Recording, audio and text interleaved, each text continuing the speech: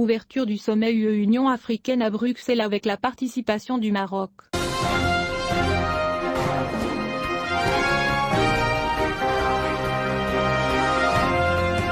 Le 6e sommet UE-Union africaine s'est ouvert jeudi à Bruxelles, avec la participation du Maroc.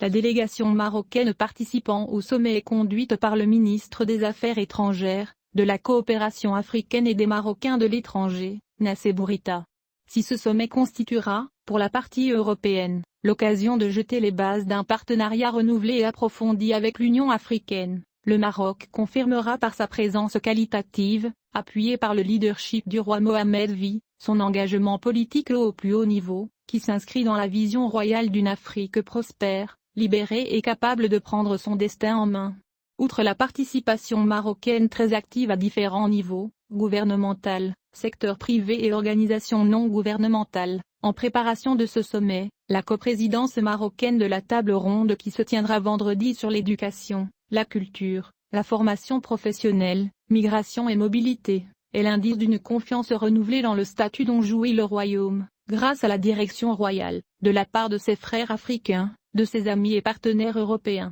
Selon le Conseil de l'Union européenne, ce sommet constituera une occasion unique de jeter les bases d'un partenariat renouvelé et approfondi entre l'Union africaine et l'Union européenne, bénéficiant d'un engagement politique au plus haut niveau fondé sur la confiance et une compréhension claire de nos intérêts communs. Les dirigeants africains et européens devraient discuter de la manière dont les deux continents peuvent stimuler la prospérité, dans le but de lancer un ambitieux paquet d'investissements Afrique-Europe qui tienne compte des défis mondiaux tels que le changement climatique et la crise sanitaire actuelle. La même source a ajouté que les deux parties discuteront également des mécanismes et des solutions permettant de renforcer la stabilité et la sécurité, grâce à une architecture renouvelée pour la paix et la sécurité. Le sommet comprendra l'organisation d'un certain nombre de tables rondes thématiques qui porteront sur le financement de la croissance, les systèmes de santé, la production de vaccins, l'agriculture et le développement durable, l'éducation, la culture, la formation professionnelle, la migration et la mobilité, le soutien au secteur privé, l'intégration économique et la paix,